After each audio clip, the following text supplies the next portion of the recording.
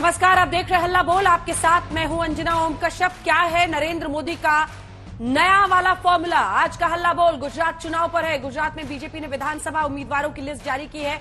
182 में से 160 सीटों पर कैंडिडेट्स के नाम का ऐलान किया गया है। बीजेपी की लिस्ट की बड़ी बात है कि 38 मौजूदा विधायकों का टिकट काटकर नए चेहरों पर दांव लगाया गया है। कांग्रेस से आए हार्दिक पटेल और अल्पेश ठाकुर को भी टिकट मिला है। क्रिकेटर रविंद्र जडेजा की पत्नी रिवाबा को भी टिकट दिया गया है। आप इन्हें एक तरफ देख रहे हैं, जो बीजेपी को की पहली लिस्ट में महिलाएं इस बार कितनी उम्मीदवार बनाई गई हैं। साथ ही हम आपको यह भी दिखा रहे हैं कि 38 विधायकों का अब तक टिकट कट चुका है, जबकि 22 सीटों पर उम्मीदवारों के नाम का ऐलान होना भी बाकी है। दूसरी तरफ देखिए, 2017 में किस पार्टी ने कितनी सीटें जीती थी? तब बीजेपी 100 का आंकड़ा नहीं पार कर पाई थी। हालांकि अभी विधानसभा में बीजेपी के 111 विधायक हैं। बीजेपी की पहली लिस्ट को लेकर कई सवाल खड़े हो रहे हैं। क्या एंटी इनकम्बेंसी से निपटने के लिए बीजेपी का यह प्लान नया वाला है जो कामयाब होगा? क्या मोरबी से उम्मीदवार बदलकर बीजेपी ने पुल हादसे में हुए नुकसान का डैमेज कंट्रोल कर लिया? क्या गुजरात में बीजेपी का मुकाबला सिर्फ कांग्रेस से है? ऐसे और भी कई सवाल है जिस पर हम चर्चा करेंगे, लेकिन उससे पहले ये रिपोर्ट और उसके बाद आमने सामने होंगे डॉक्टर सुधांशु त्रिवेदी और संजय सिंह, दोनों ही सांसद बीजेपी और आम आदमी पार्टी के।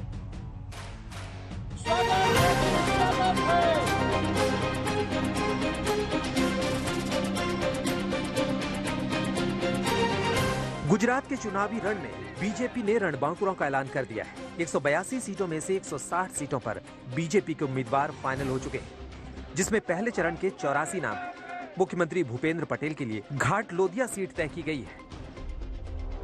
उम्मीदवारी का ऐलान होते ही सीएम भूपेंद्र पटेल से लेकर टिकट पाने वाले उम्मीदवारों के बीच जश्न की शुरुआत हो गई। बीजेपी के उम्मीदवारों की लिस्ट की बड़ी बातें यह है कि बीजेपी ने युवा चेहरों पर बाजी खेली है। कांग्रेस से बीजेपी में आए 7 विधायकों को भी टिकट दिया गया है। पाटीदार चेहरे हार्दिक पटेल और अल्पेश ठाकुर को भी टिकट मिला है। क्रिकेटर रविंद्र जडेजा की पत्नी रिवाबा जडेजा समेत 14 महिलाओं को टिकट मिला है।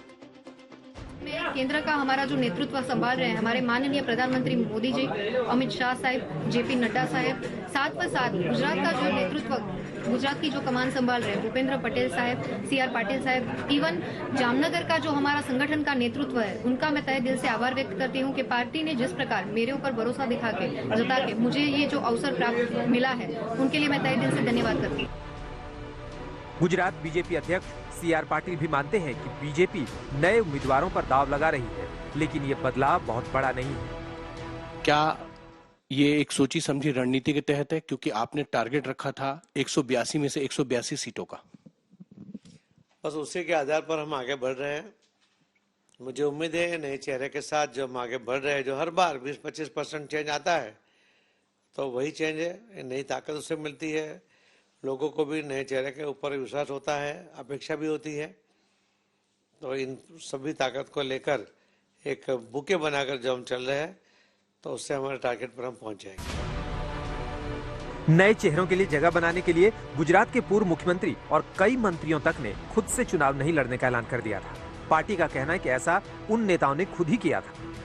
नेता हैं जो मुख्यमंत्री रहे हैं, प्रदेश अध्यक्ष रहे हैं, उप मुख्यमंत्री रहे हैं, बहुत बड़े बड़े पोर्टफोलियो पे मंत्रालय में रहे हैं, उन सब ने एक झटके में ये कह दिया हम चुनाव नहीं लड़ना चाहते, हमारी जगह किसी और को मौका दिया जाए। स्वाभाविक है, उनको इलेक्शन छोटा लगता होगा, क्या नए लोगों को मौका देना चाहते होंगे। उन्होंने सामने से खत लिखकर उन्होंने इंटरव्यू भी दिया है सबको कि हमने ही नए लोगों को मौका देने के लिए पार्टी को सूचित किया। चुनावी सीजन में मोरबी के पुल हादसे से बीजेपी को नुकसान की आशंका जताई जा रही थी, लेकिन बीजेपी ने मोरबी के मौजूदा विधायक ब्रजेश की जगह उस कांतिलाल अमृतिया को टिकट दिया है, जो मोरबी पुल हादसे के बाद लाइफ जैकेट पहनकर नदी में रेस्क्यू करते दिखाई पड़े थे। वैसे इस बार के गुजरात चुनाव में कांग्रेस से ज्यादा आम आदमी पार्टी आक्रामक प्रचार कर रही है, लेकिन बीजेपी उसे लड़ाई से बाहर बता रही है। देखा जाए तो आम आदमी पार्टी कितना इफेक्ट डालेगी और कितनी सीटें आप देखते हैं आम आदमी पार्टी को? मुझे कोई ट्रायंगल नहीं दिख रहा है। हमारी फाइट सिर्फ कांग्रेस से है, मगर कांग्रेस भी टूट रही है और उसकी वजह से हम अपने टारगेट में जाने के लिए हमें और ज्यादा सुविधा हो जाएगी।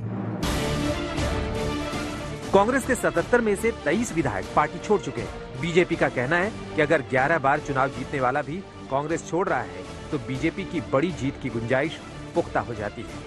अहमदाबाद से गोपी घांगर के साथ हिमांशु मिश्रा, दिल्ली आज तक।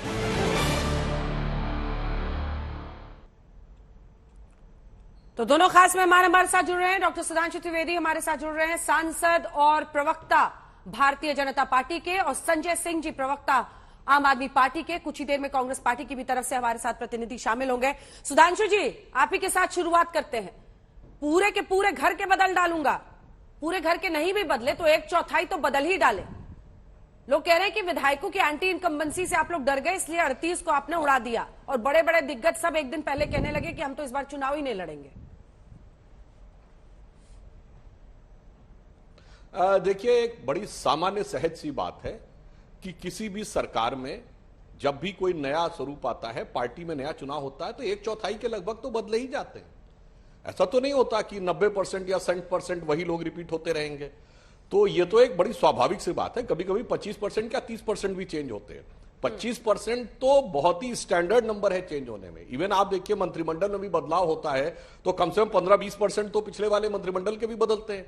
तो मुझे लगता है कि ये सहज और स्वाभाविक प्रक्रिया है, और भारतीय जनता पार्टी में उत्तरदायित्वों का परिवर्तन और उस उत्तरदायित्व के परिवर्तन के लिए नए उत्तरदायित्व को वहन करने को तैयार रहने के लिए अनेक प्रकार की हमारी परंपरा है। पिछले 20-25 सालों से आप देख लीजिए, जब से ट्रैक टू, वैसे तो बहुत पुराना है, मगर जो लोग देखिए तो वो बहुत स्वाभाविक सी बात है। इसमें कोई असहज बात नहीं है कि 38 विधायकों के 160 में से टिकट बदले गए। और महत्वपूर्ण बात यह है कि कई वरिष्ठ विधायकों ने, जो वरिष्ठ नेता थे, महत्वपूर्ण पदों पर रह चुके, उन्होंने स्वयं आगे आकर यह कहा कि वो चुनाव नहीं लड़ना चाहते, पार्टी कोई अन्य जो उत्तरदायित्व देगा वो करेंगे, और यहां दूसरे लोगों को मौका देना चाहते। सहयोग है, प्रयोग है कि एक दिन पहले आके कहते हैं हम चुनाव नहीं लड़ेंगे।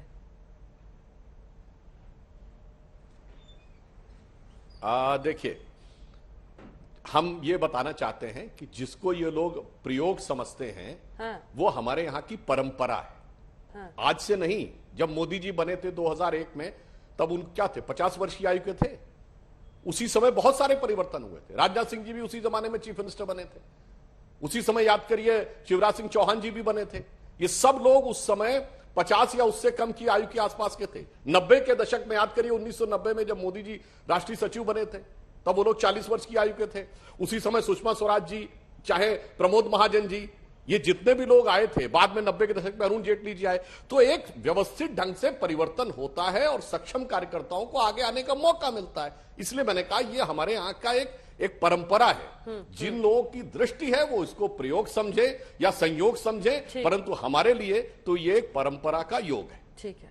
जानते हैं सुधांशु जी, आपकी पार्टी के जो ये पुराने दिग्गज नेता सब जो कह रहे हैं नहीं चुनाव लड़ेंगे, और भी कई नेता कहते हैं कि अच्छा होता कि दूसरी पार्टी से बीजेपी में आते, कम से कम टिकट तो कंफर्म रहता। हार्दिक पटेल हो, अल्पेश हो, देखिए जो जो आता है बाहर से उन सबको इतना भाव देते हैं आप लोग, अपने वालों को इधर उधर का रास्ता दिखाते हैं। लेकिन मैं लौटूंगी, इस पर जवाब आपसे लूंगी। संजय सिंह जी, आम आदमी पार्टी की क्या स्थिति है? क्योंकि बीजेपी तो कहती है आप कौन, आप खामखा, कांग्रेस पार्टी कहती है आप रेस में नहीं है, और अरविंद केजरीवाल जी कहते हैं कि मुझसे ये बार्गेन किया गया था कि गुजरात छोड़ दो तो हम मनीष सिसोदिया को और सबको छोड़ देंगे। तो है क्या, क्या वाकई आप लोग इस बार सरकार बना रहे हैं गुजरात में?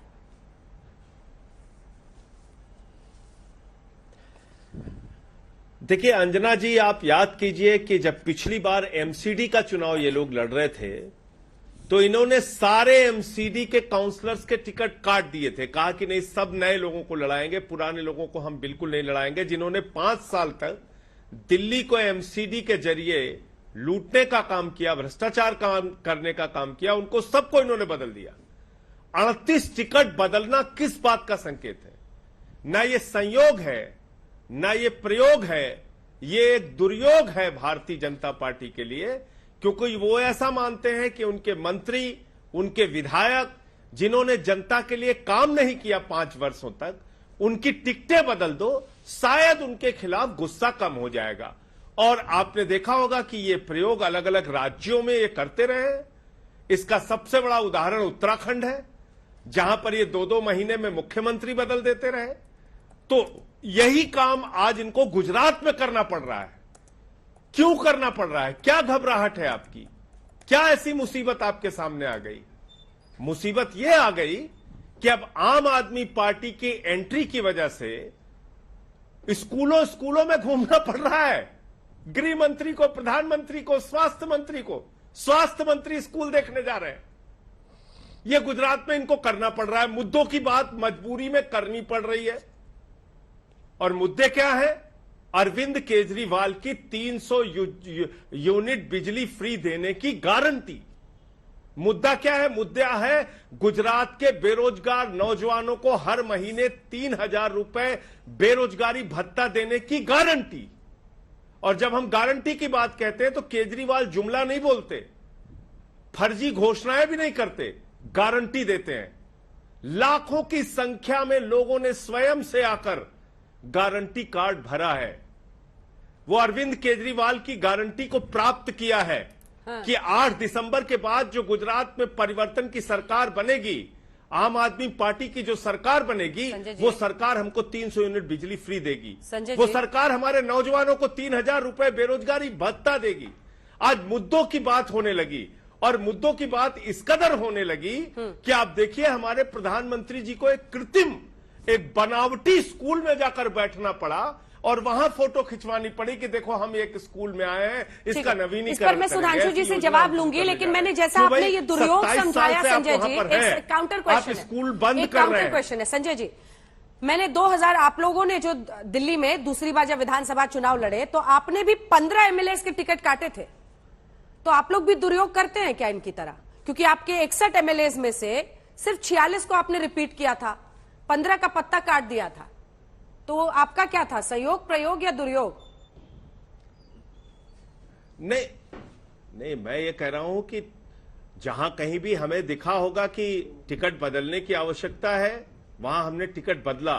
लेकिन तो आप सोचिए, नितिन पटेल जैसा कद्दावर नेता, भारतीय, सुन तो लीजिए, क्या नितिन पटेल जैसे कद्दावर, नितिन पटेल की वो हैसियत है भारतीय जनता पार्टी में जो हैसियत दिल्ली के अंदर deputy chief minister Manish Sisodia ji की है। नंबर 2 के वहां के मंत्री हैं वो, उनकी टिकट आपको काटनी पड़ी।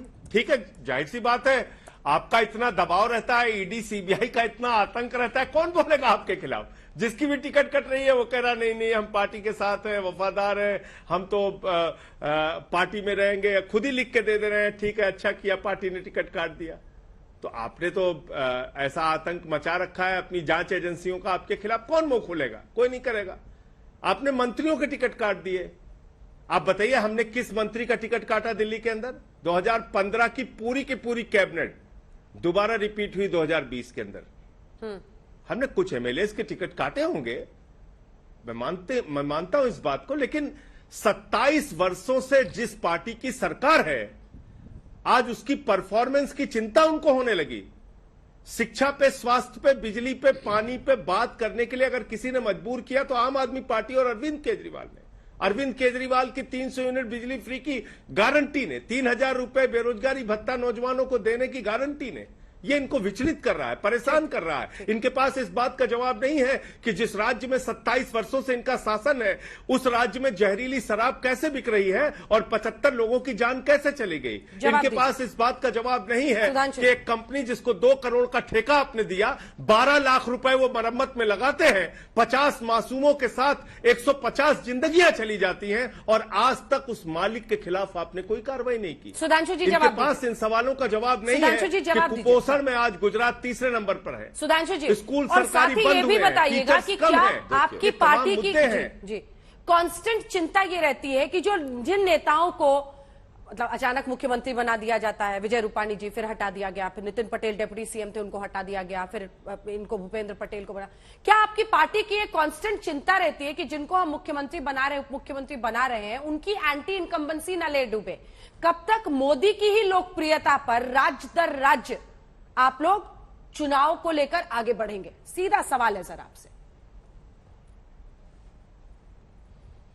देखिए, पहली बात तो आपके सवाल में ही एक भाव तो अभिव्यक्त हो ही गया कि आप सब लोगों ने यह मान रखा है कि मोदी जी की लोकप्रियता इतनी अपार है कि वो किसी भी प्रकार की आपकी नजर में जो समस्याएं हैं उनको ओवरकम करने में पूर्णतः सक्षम है। इसके लिए तो खैर मैं लेकिन प्रभु राज्य को तो मुख्यमंत्री कोई और मिलता है ना, चेहरा आप लड़ते सर, चुनाव लड़ते हैं आप मोदी जी के चेहरे पर, लेकिन एडमिनिस्ट्रेशन और राज्य कौन चलाता है? राज्य को तो मुख्यमंत्री मिलता है ना सर।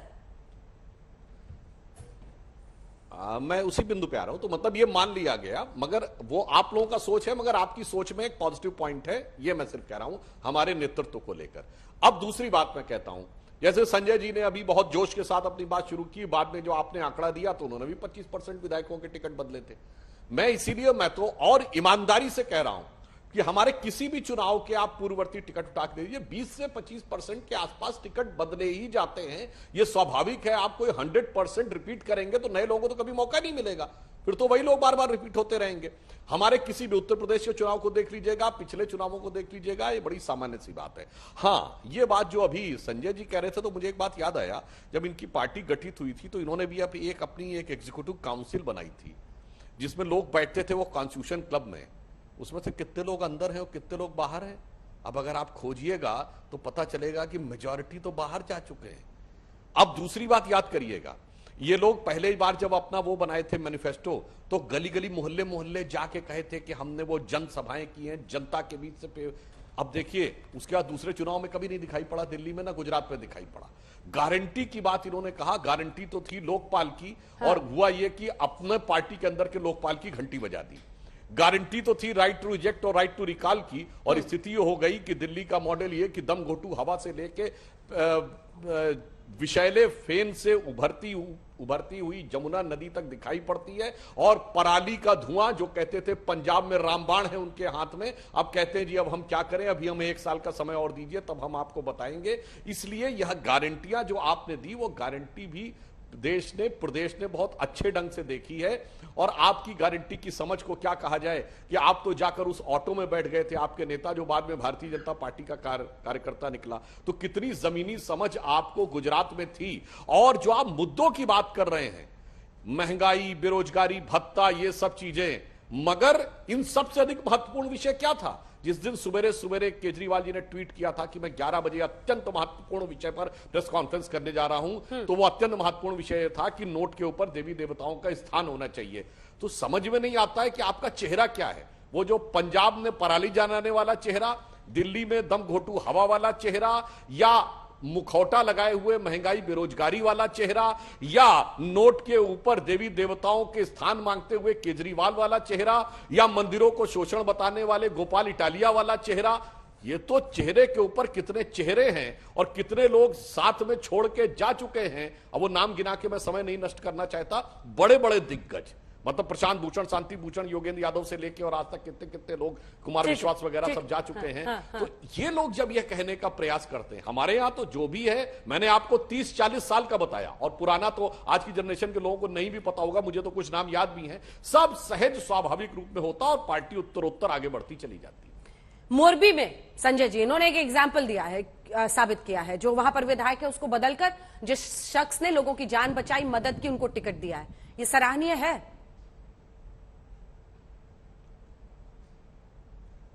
नहीं, मैं आम आदमी पार्टी के बारे में अगर आप बात करेंगे अंजना जी, हमने तो मोबाइल की दुकान पर काम करने वाले कर्मचारी लाभ सिंह को टिकट दिया, जिसने पंजाब के मुख्यमंत्री को पराजित किया। अंजना जी, डॉक्टर जीवन जोत कौर को टिकट दिया, जो हमारी सामान्य वॉलंटियर थी, जिन्होंने नवजोत सिंह सिद्धू और विक्रम मजीठिया एक ही सीट से लड़ रहे थे, उनको हराने का काम किया। दिल्ली के अंदर राखी बिरलान हो, चाहे संजीव झा हो, चाहे अखिलेश पति त्रिपाठी हो, चाहे प्रकाश हो, चाहे सौरभ भारद्वाज हो, इनके परिवार में कोई विधायक, सांसद, मंत्री नहीं था। चाहे आतिशी हो, चाहे दुर्गेश पाठक हो, चाहे दिलीप पांडे हो, आप इन सारे लोगों की हिस्ट्री उठा के देख लीजिए, किसी राजनीतिक परिवार से नहीं आते। मैंने तो एक सवाल आपसे पूछा कि नितिन पटेल, विजय रूपानी, जो कि एक मुख्यमंत्री रह चुके हैं आपके, आप ऐसे लोगों के टिकट क्यों काट रहे हैं? आपके मंत्रियों के टिकट आप क्यों काट रहे हैं? क्या वजह है? मंत्रियों के टिकट क्यों काट रहे हैं? जानना चाहता है। और वजह क्या है? क्योंकि आज मैं अपनी बात पूरी कर लूं, बोले तो मैं चुप रहा। ठीक है संजय जी, पूरा कर लीजिए। उन्होंने कुछ चीजों पे प्रश्न उठाया है अंजना जी, कुछ चीजों पे सीधा ये, ठीक है सुधांशु जी की बात का आप जवाब दीजिए। वो सीधा ये कह रहे थे कि आप लोग बस हवा बनाते हैं हर जगह, और कितने मुखौटे हैं। ठीक है, मैं बिल्कुल एक एक चीज का जवाब दे रहा हूं। देखिए अंजना जी, गरीबी रेखा के नीचे रहने वाले लोग 1.12 करोड़ है गुजरात के अंदर। ऐसे 2.49 करोड़ लोग हैं जो पौष्टिक आहार से वंचित रहते हैं। सीएजी की रिपोर्ट यह कह रही है, ये मेरी रिपोर्ट नहीं है, सीएजी की रिपोर्ट यह कह रही है कि 5,000 आंगनबाड़ी केंद्रों में और 4,000 सरकारी स्कूलों के अंदर शौचालय तक की व्यवस्था नहीं है। सीएजी की रिपोर्ट यह कह रही है कि 700 सरकारी स्कूलों में गुजरात के अंदर मात्र एक शिक्षक है।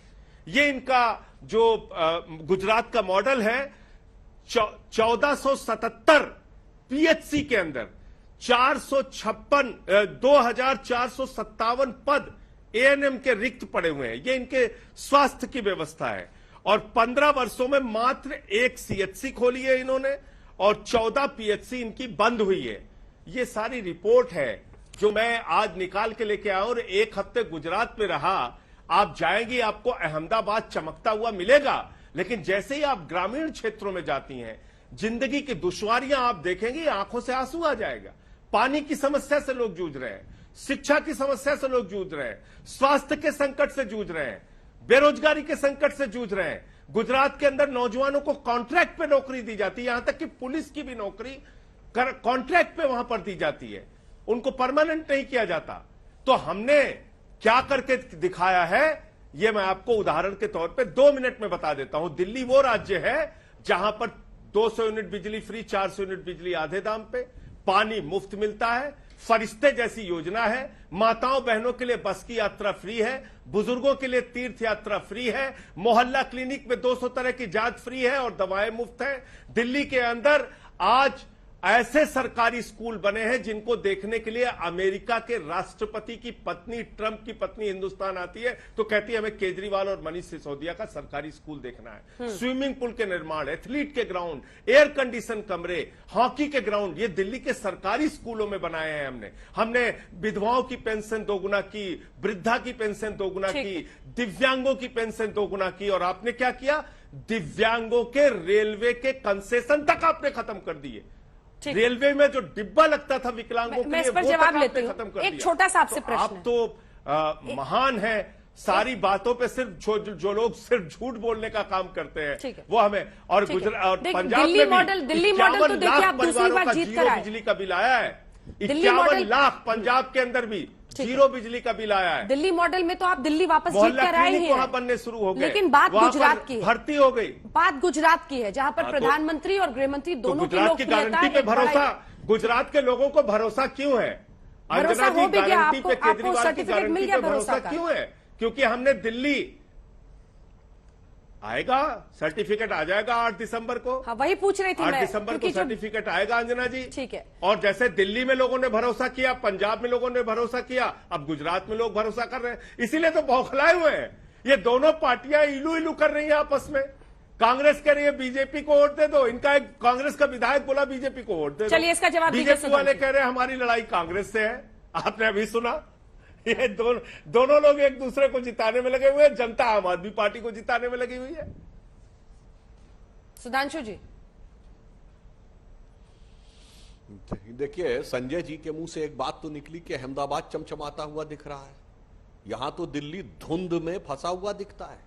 न सांस लेने को शुद्ध हवा, न पीने को शुद्ध पानी।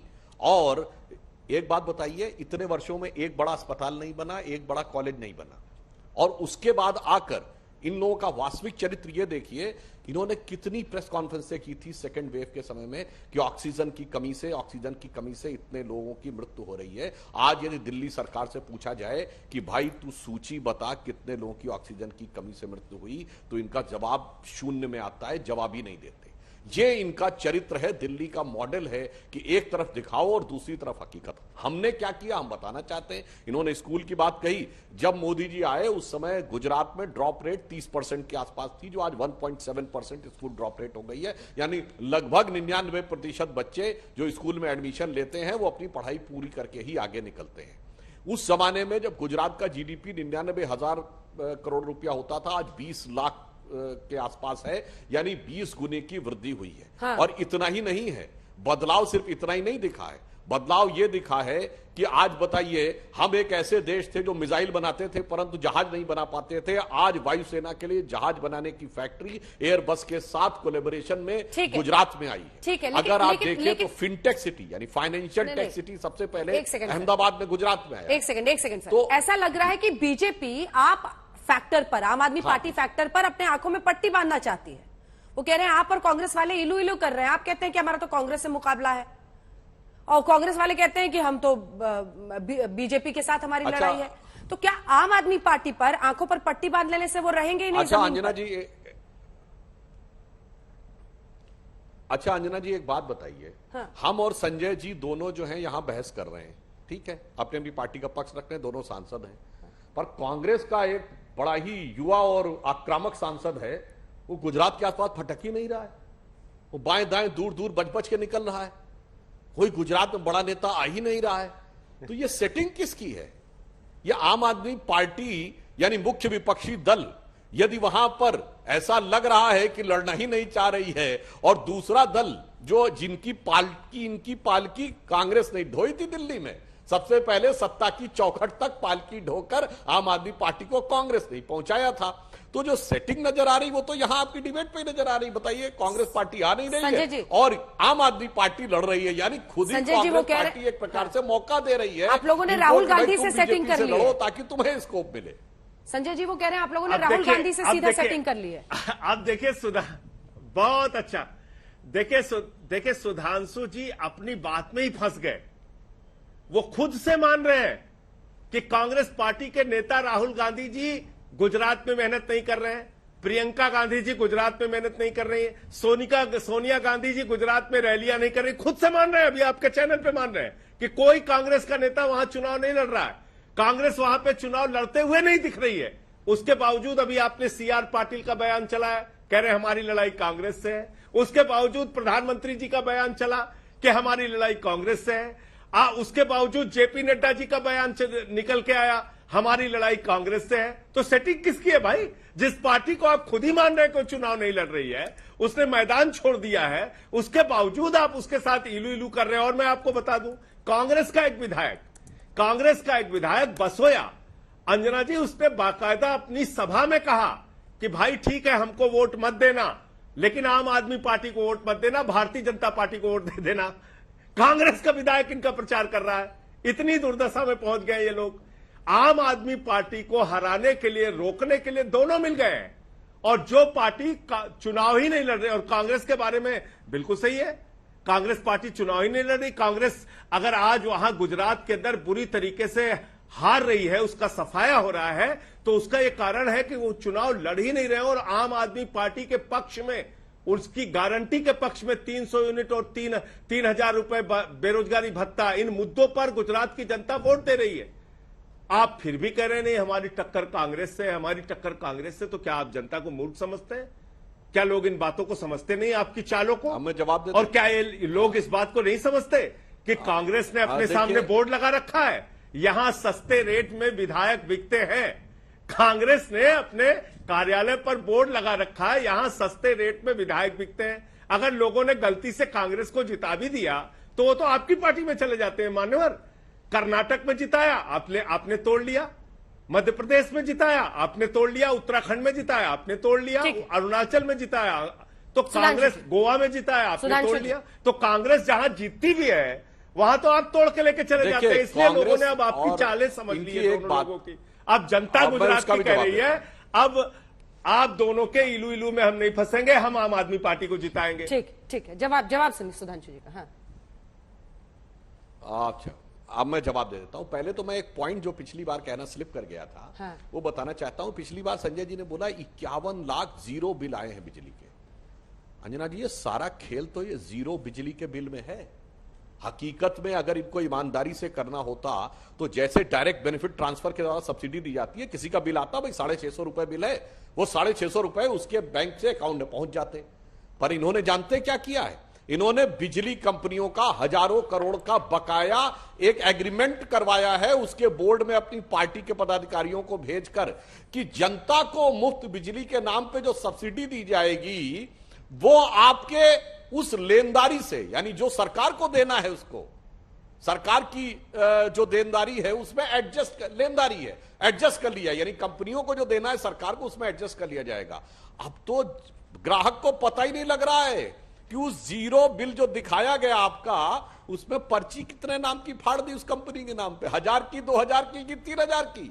कम से कम ये पता तो लगता उसको कि मैंने इतनी यूनिट खर्च की, इतना आया और सरकार ने मेरे अकाउंट में इतना पैसा ट्रांसफर कर दिया। ये होती ईमानदारी और ये होता है भ्रम कि भाई जीरो बिल तो जनरेट ही नहीं होता। इस पर एक जवाब ले लेते हैं संजय जी से। रीडिंग के साथ एक रीडिंग होनी चाहिए। संजय जी, इस आरोप में कितना दम है कि कंपनी के साथ सेटिंग कर ली? मैं वापस आऊंगी सुधांशु जी, क्योंकि फिर ये बिजली वाला रह जाएगा। ये आपने कई बार उठाया है, क्या बिजली वाली कंपनी से सेटिंग कर ली है सरकार ने? वो कह रहे हैं कि ग्राहक के नाम पर कितना पर्चा फट रहा है ये तो पता ही नहीं चलता। डीबीटी क्यों नहीं कर? देखिए सुधांशु जी एक बहुत ही पढ़े लिखे और समझदार प्रवक्ता है, लेकिन जब वो ऐसी बातें बोलते हैं तो जनता भी सुनती है तो ये मानती है कि इनको स्क्रिप्ट गलत पकड़ा दी गई। बोलना ये बेचारे ऐसा चाहते नहीं, लेकिन स्क्रिप्ट गलत पकड़ा दी गई इसलिए ऐसा बोल रहे हैं। अब मैं आपको समझाता हूं। अरे भाई, हमारा 200 यूनिट आया या 250 यूनिट आया, जो भी आया मीटर में आया, और उस मीटर में आए हुए बिल के मुताबिक कितने पैसे की छूट देनी पड़ेगी वो छूट सरकार देती है। ये दिल्ली में भी देती है, पंजाब में भी देती है, और उसका जो खर्चा सरकार उठाती है वो अपने बजट से उठाती है, जनता के टैक्स के पैसे से उनको ये सुविधा दी जा रही है।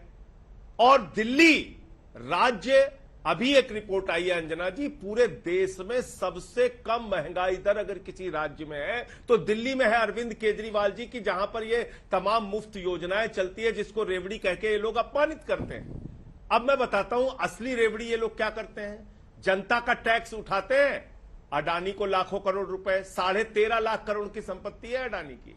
जनता का टैक्स उठाते हैं, पैसा बैंकों से पैसा उठाते हैं, पूंजीपतियों को बांटते हैं। 11 लाख करोड़ रुपए इन्होंने माफ कर दिया पूंजीपतियों का, राइट ऑफ कर दिया 11 लाख करोड़ रुपए, जिसकी वापसी की संभावना नगण्य है, जीरो है। उसके बारे में भी रिपोर्ट आ चुकी है, पार्लियामेंट के अंदर जवाब आ चुका है। ये लोग सरकार की संपत्तियों को बेचने का काम करते हैं। हमारे प्रधानमंत्री जी ने कहा था ये देश नहीं बिकने दूंगा, अब वो नारा पलट गया। आप कहते हैं ये देश नहीं बचने दूंगा।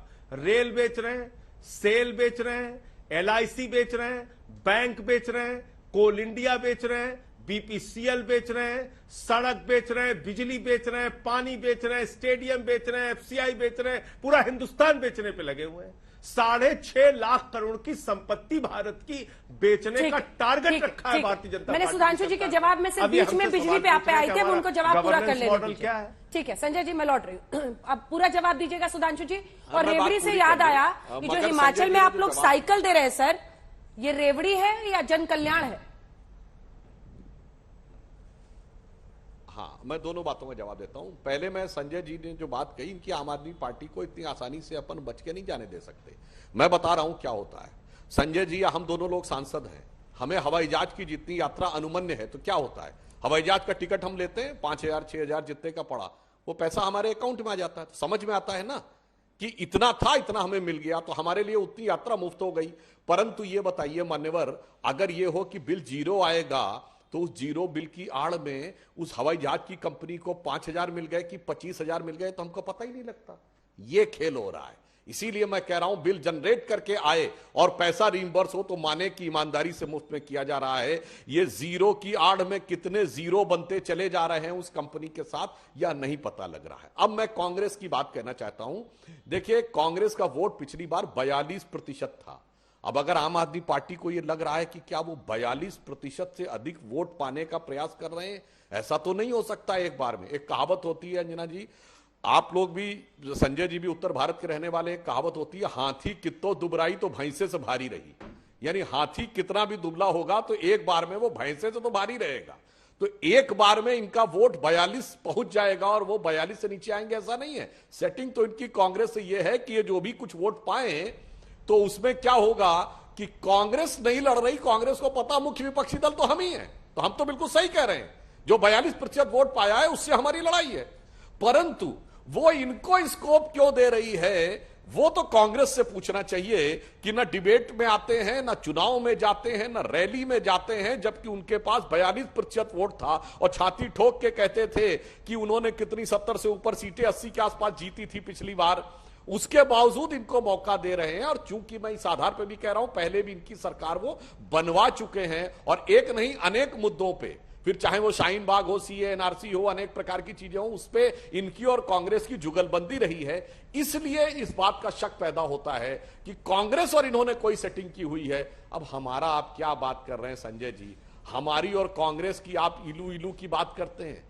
जनाब, हमारे और कांग्रेस के बीच में जमीन आसमान का अंतर है। हमारे और कांग्रेस की आज से नहीं, 71 साल के इतिहास में हमने कभी कांग्रेस से कोई गठबंधन नहीं किया है। आपने 71 दिन इंतजार नहीं किया था, राजनीति में आए थे और 71 दिन के अंदर कसम तोड़ के आपने कसम से ऐसा काम किया था कि भारत की राजनीति में वैसी मिसाल नहीं मिलेगी। इसलिए मैं अंजना जी कहना चाहता हूं, हम मोदी जी के नेतृत्व में भारतीय जनता पार्टी भारत की राजनीति में प्रामाणिकता की प्रतीक है, विश्वसनीयता की प्रतीक है, और आम आदमी पार्टी विश्वसनीयता के संकट की प्रतीक है, क्राइसिस ऑफ क्रेडिबिलिटी की प्रतीक है। जिस ढंग से ये लोग अपना चरित्र और रंग बदलते रहते हैं। ठीक है, इस पर स्पेसिफिक जवाब संजय जी आपका। वो कह रहे हैं क्रेडिबिलिटी के प्रतीक है नरेंद्र मोदी। क्या क्रेडिबिलिटी क्राइसिस का सामना करती है आम आदमी पार्टी? अंजना जी, सबसे पहले तो उन्होंने गठबंधन की बात की। हाँ। अरे भैया, आपको गठबंधन करने की जरूरत क्या है? आप तो खोखा खोखा योजना चला रहे हैं। आपको क्या जरूरत है गठबंधन करने की? 11 विधायक जीत के आए गोवा में। आपने 8 को कहा खोखा लो, इधर आओ, खोखा के तहत चले गए। आपने महाराष्ट्र में शिवसेना तोड़ दी खोखा योजना के तहत। फिर आप वही खोखा योजना लेके मध्य प्रदेश पहुंच गए, बोले खोखा खोखा, कांग्रेसियों को तोड़ दिया। फिर आप वही खोखा योजना लेके कर्नाटक चले गए। संजय जी, एक काउंटर क्वेश्चन है, एक काउंटर क्वेश्चन, आप ही जवाब दीजिएगा, आप ही दीजिएगा। लेकिन आप इन दोनों का रिश्ता आप बता दीजिए, क्या है आपकी नजर में?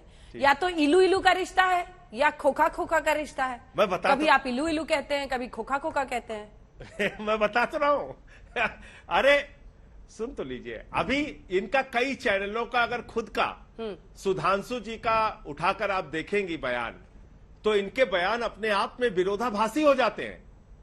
कभी ये कहते हैं कि जहां आप कांग्रेस से लड़े वहां आप कांग्रेस को हरा पाए, पंजाब पंजाब पंजाब 10 बार इन्होंने बोला होगा। आपके चैनल पे भी बोला होगा, निकाल के देख लीजिए। बोले हमसे लड़ने में आप कमजोरी दिखाते हैं, आप कांग्रेस को हरा लेते हैं। लेकिन सुधांशु जी याद कीजिए, दिल्ली में आपको 3 बार हमने हराया, भारतीय जनता पार्टी को। गली गली में गृह मंत्री जी ने पर्चे बांटे, फिर भी जीत नहीं पाए दिल्ली आप। और पंजाब हम गए, हमने कांग्रेस को हराया। तो इलू इलू कनेक्शन आप लोगों का इसलिए सिद्ध होता है कि आपकी कई राज्यों में सरकारें बनाने के लिए अगर किसी पार्टी ने मदद की, कई राज्यों में, मध्य प्रदेश, कर्नाटक, उत्तराखंड, अरुणाचल, गोवा, कितने राज्य आपको गिनवाऊं, तो उस पार्टी का नाम है कांग्रेस पार्टी।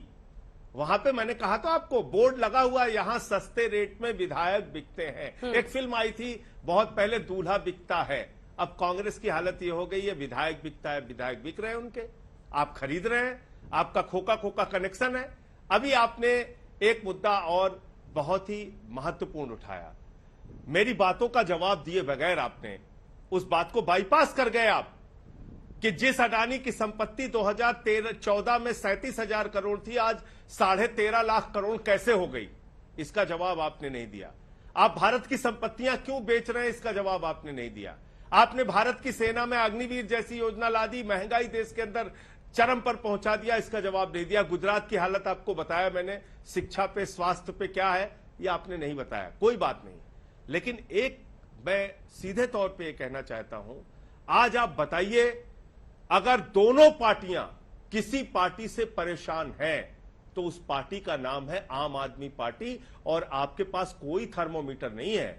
जैसे आप बता रहे हैं ना, उनका 42 है, उसमें से उनको गया तो वो हमारे विपक्षी है, नहीं।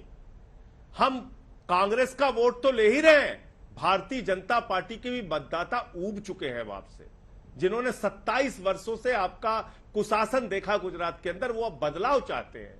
एक एक गुजराती कह रहा है परिवर्तन, बदलाव, और परिवर्तन और बदलाव का मतलब है आम आदमी पार्टी। अरविंद केजरीवाल, ईसूदान जैसा एक ईमानदार व्यक्तित्व जिसको मुख्यमंत्री का चेहरा बनाया है, जो एक कुशल पत्रकार थे, आज उनको आम आदमी पार्टी ने अपना मुख्यमंत्री का चेहरा गुजरात के अंदर बनाया है। तो इसलिए मैं समझता हूं कि 8 दिसंबर को इसका फैसला होगा, लेकिन गुजरात के लोग इस बार मन बना चुके हैं। आप दोनों लोग भले ही मिलकर लड़ने की कोशिश कर रहे हो, लेकिन कामयाब नहीं होंगे। चलिए इसका जवाब दीजिए सुधांशु जी। उन्होंने सीधा देश को बेचने, अलग अलग जो बिक्रियां हो रही हैं उन सब पर जो प्रश्न किया था, उसका जवाब जरूर दीजिएगा। पहले तो इनकी इस बात में संशोधन कर दूं, मान्यवर, आपने दिल्ली कांग्रेस से जीती थी, विधानसभा आपने कांग्रेस से जीती, लोकसभा में हमसे मुकाबला हुआ, दोनों बार आपको 0 मिला है, यानी आप चश्मा पहन चुके हैं अभी तक। जहां हमसे मुकाबला होता, फिर उत्तर प्रदेश हो, उत्तराखंड हो, जहां भी हो। हाँ, पंजाब में हम मानते हैं हम केवल 3 लोकसभा लड़ते थे, और इस बार भी हम कुल 67 विधानसभा लड़े, आधी सीटें लड़े थे।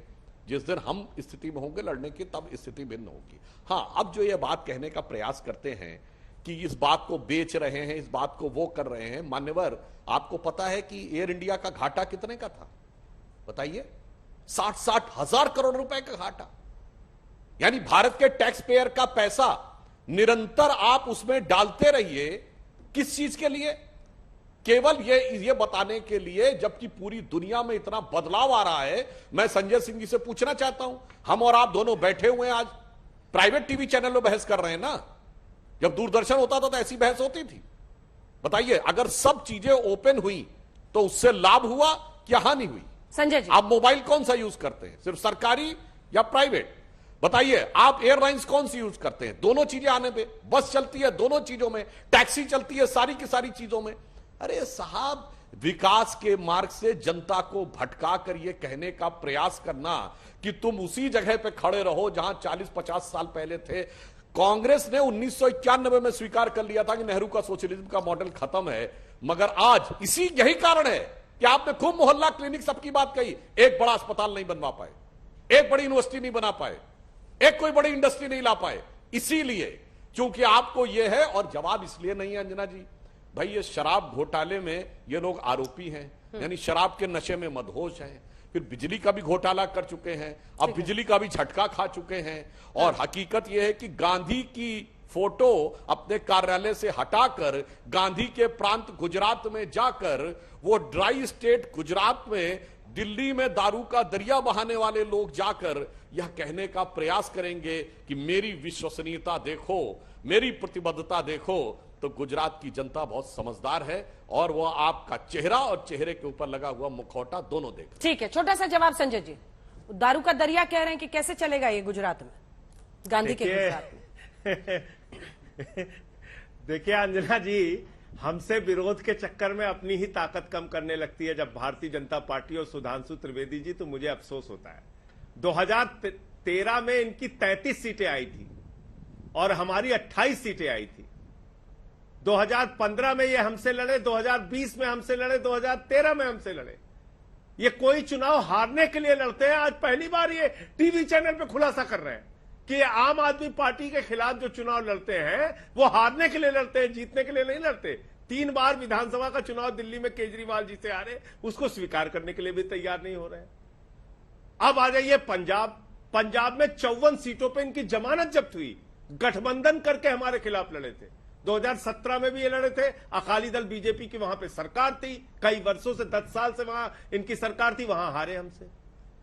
आपकी हालत ऐसी क्यों हो रही है, इस बात को समझिए। आप हमारे स्कूल अस्पताल देखना चाहते हैं, आपका स्वागत है, आइए दिखाते हैं दिल्ली में। सिर्फ 2 लाइन में सुधांशु जी, टाइम खत्म हो लेकिन चुका है। आपने गुजरात में जानते हैं क्या कहा? हाँ। सिर्फ 2 लाइन में, सिर्फ 2 लाइन में। इसीलिए हमारे यहाँ के कहा था, उत्तर भारत के अवधि के कवि थे, अवधि के कवि थे, बरखा मां विद्यालय ढाईगा और वही के खाले टीचर रहेगा, और तोहरन पूत के ठेकेदारी जियो बहादुर खद्दर धारी। तो जिन लोगों ने सुधांशु जी जल्दी से